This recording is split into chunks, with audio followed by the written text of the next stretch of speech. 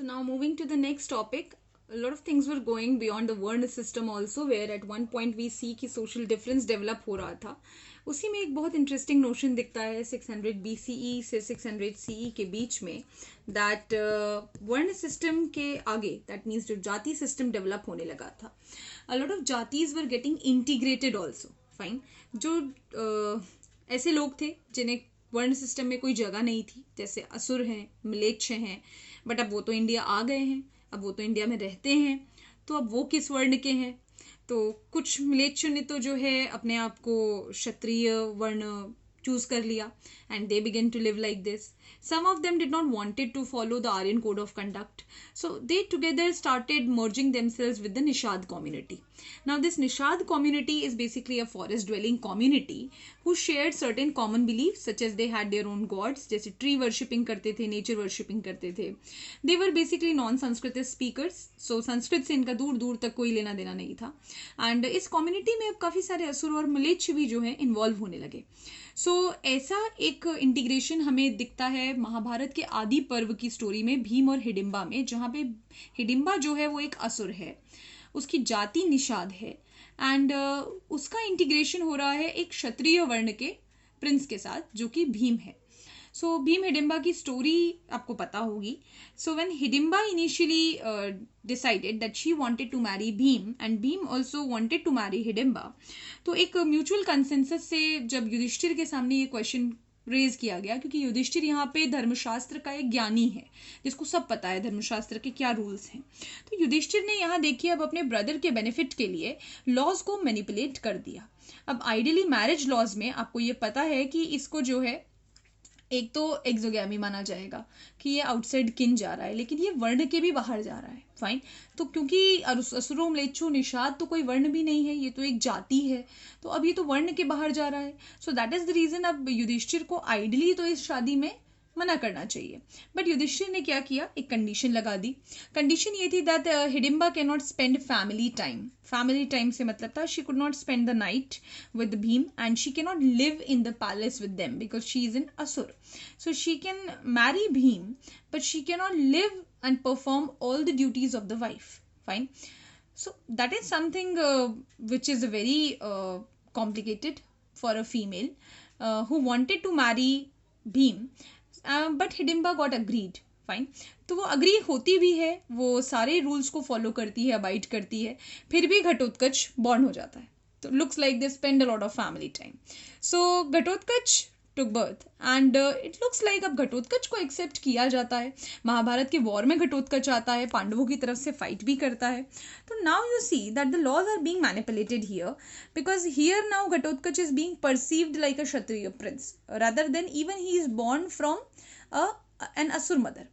तो ये जो है एक बड़ा इंटरेस्टिंग सा इंटीग्रेशन दिखाता है जाति का महाभारत के एग्जाम्पल से ही, कि जातीज जहाँ पे एक अलग तरीके से डेवलप हो रही थी, साथ ही साथ कुछ जातीज अब इंटीग्रेट भी हो रही थी, एंड वो इंटीग्रेट होने के साथ साथ उनको सोशली एक्सेप्टेंस भी मिल रही थी. तो जहाँ पे ऐसा हो रहा था निषाद कम्युनिटी के साथ कि अब उन्हें एक्सेप्टेंस मिलने लगा था, वहीं पे there are some jatis who are engaging themselves into heavy conflicts. Fine. So for these jatis Brahmins created a very sharper social divide. मतलब इतने strict rules create कर दिए कि ऐसा माने जाने लगा कि इनको अलग रखना बहुत ज़रूरी है. For this a new notion was developed in this period कि there is a पंचम वर्ण also. This पंचम वर्ण is the वर्ण which is considered as untouchable. मतलब जो शूद्रों के बाद आते हैं they are the untouchables. They were called as untouchables because they are considered that they are polluted, they are impure. That is why one should not touch them. Why are they polluted? Because they are engaged in cremation practices. So क्योंकि वो दिन भर चिता जलाने का काम करते हैं, that is why वो पोल्यूशन रिलेटेड एक्टिविटीज करते हैं, they are polluted people, and इसीलिए उनको अनटचेबल कहा गया. सो ये अनटचेबल कम्युनिटी थी चांडाल्स की कम्युनिटी, एंड चांडाल्स के लिए Manusmriti Hindu book of law 200 CE का अकाउंट है ये. सो महाभारत के बाद में लिखा गया था.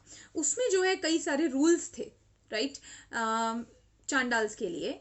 Rules were such as like Chandals were suppose to wear only और आयरन ऑर्नामेंट्स, वो गोल्ड सिल्वर नहीं पहन सकते थे. They were suppose to live outside the villages. They have to use the discarded clothes. See ये सब रूल्स लिखे गए हैं मनुस्मृति में चांडाल्स के लिए कि उन्हें हमेशा पुराने कपड़े, जिनके लोगों के दिए हुए कपड़े पहनने हैं. And they do not have to come and visit during night, क्योंकि अगर वो रात में आएंगे तो बिकॉज वो अनटचेबल हैं तो हो सकता है कोई गलती से उन्हें टच कर दे, कोई उन्हें ना देख पाए, तो ऐसा काम हो सकता है. That is why they should not come in to the villages during night. They should dispose of the deads, जो किसी को बिलोंग नहीं करते. तो अगर कोई भी डेड बॉडी मिले तो ये चांडाल का काम ही है कि उसको डिस्पोज ऑफ करना है. अब फाहियान एक ट्रैवलर है, it's a Chinese traveller. He visited India during 500 CE. So Gupta period में फाहियान आए थे. एंड फाहियान ने बताया कि उन्होंने अपने विजिट में देखा कि जो चांडाल कम्युनिटी है वो साउंड क्लैपर लेके विलेज में आती है. मतलब पूरा ड्रम बजाते हुए, ढोल नगाड़े के साथ वो आते हैं, सो दैट लोगों को दूर से पता चल जाए कि एक चांडाल आ रहा है. And that is why they should hide themselves quickly. And similarly Hiuen Tsang ने एक बहुत इंटरेस्टिंग स्टोरी बताई बोधिसत्व की. इन 700 CE he is another Chinese traveller जो इंडिया आया. सो ये लोग बुद्धिस्ट मैन्युस्क्रिप्ट्स कलेक्ट करने के लिए आते थे. तो वेन सांग ने अपने टाइम पे बताया, he visited during Harshavardhan period. तो उसमें बताया उसने about a story of Bodhisattva. Bodhisattva कौन होते हैं? So Bodhisattva are the previous births of Buddha. तो क्योंकि बुद्ध ने अपने जन्म के पहले जितने भी बर्थ लिए हैं उन सारे प्रीवियस बर्ड्स को बोधिसत्व कहा गया है. तो एज वन सच बोधिसत्व में बुद्ध का नाम मातंग था. Fine. And Buddha was a Chandal. So he went to village and he forgot to go with the sound clapper. So उनको जो है बहुत प्यास लगी and he asked a lady to provide him some water. This lady, her name is Ditta Manglik. So ये दित्त मांगलिक एक ब्राह्मण की बेटी है. एंड दित्त मांगलिक ने क्या किया, एक गिलास पानी मातंग को दे दिया. अब उसने देखा नहीं कि पानी कौन मांग रहा है, और जब वो बाहर आई एंड उसने ग्लास थमाया तब उसने देखा कि ओ ही इज अ चांडाल.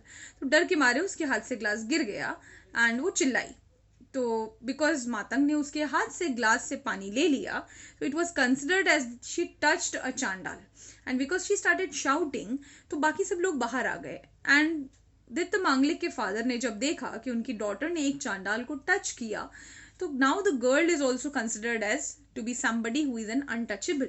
तो दित्त मांगलिक को गांव निकाला दे दिया गया. She was sent outside the kin and Ditta Manglik was forced to marry Matang.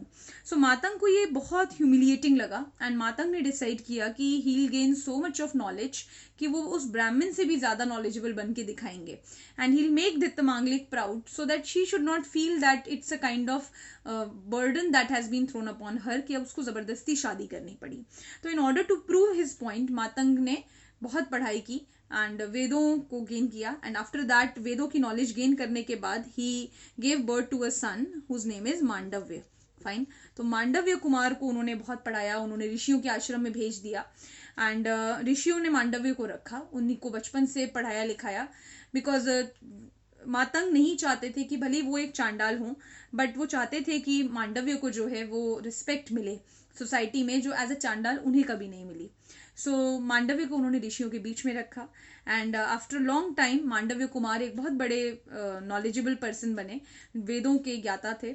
सो मातंग को जब पता चला कि मांडव्य कुमार ने एक बहुत बड़ा फीस्ट रखा है एंड भंडारा है सबके लिए, तो मातंग भी बहुत खुशी खुशी गए कि his son will be very happy. But Mandavya Kumar ignored him and thrown him out of the ashram because he did not wanted people to know that his father was a chandal.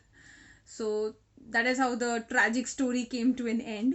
And when Sang initially meant by the story is that कि जो एक social order है वो इतना ज़्यादा sharp था that a son is not ready to accept his father because he is a chandal.